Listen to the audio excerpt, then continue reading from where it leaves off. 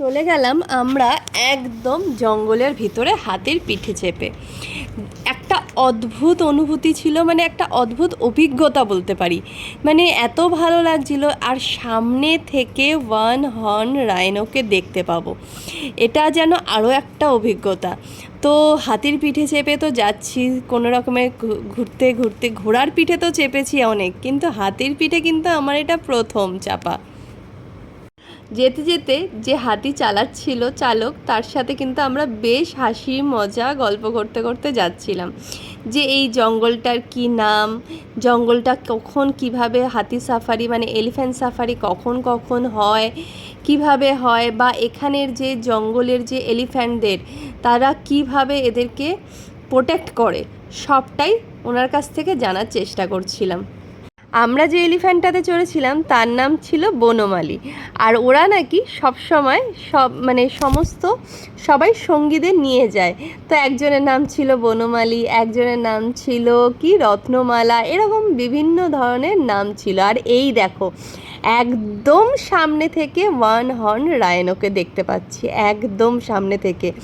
কিন্তু শুনলাম এরা নাকি মানুষদের উপর কিন্তু কোনো রকম হামলা করে না। আমরা যে এতটা সামনে থেকে ওদেরকে দেখছি, কিন্তু ওরা কিন্তু কোনো রকম ডিস্টার্ব আমাদেরকে করছে না। ওরা ওদের মতন অবাধে এখানে ঘুরে বেড়াচ্ছে, একদম কোনো রকম ছাড়া গরু বলে না, সেরকম টাইপের, একদম ফ্রিভাবে ওদেরকে এখানে ছেড়ে দেওয়া হয়েছে। ওরা একদম নিজেদের মতন করে ওরা নিজেরা এখানে ঘুরে বেড়ায়, খাওয়া দাওয়া, জঙ্গলের যা সমস্ত খাওয়া দাওয়া করে সব কিছু ওরা নিজেদের মতন এখানে ঘুরে বেড়ায়, ওদেরকে ডিস্টার্ব কিন্তু কেউ করে না। যাওয়ার পথেই যেতে যেতে শুরু হয়ে গেছিলো বৃষ্টি। বৃষ্টির জন্য ওয়েদারটা যেন আরও বেশি একটা দুর্দান্ত ওয়েদার শুরু হয়ে গেছিলো।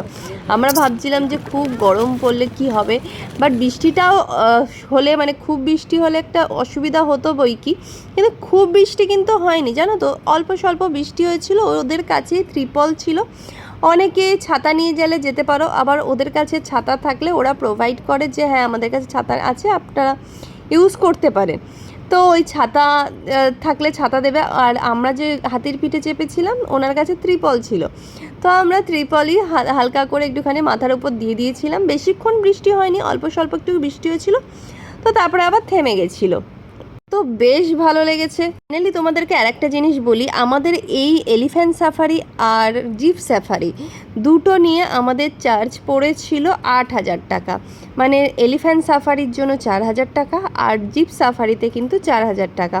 এটা আমরা আগের দিনই বুকিং করে নিয়েছিলাম, কারণ একদম টাইম ছিল না। যদি তোমাদের কাছে হাতে টাইম থাকে তাহলে মোটামুটি একটু বার্গেনিং করতে পারো, যে দেখতে পারো আরও যদি কমে কোথাও পাওয়া যায়, কিন্তু আমাদের হাতে যেহেতু সময় ছিল না, তাই আমরা সেই জিনিসটা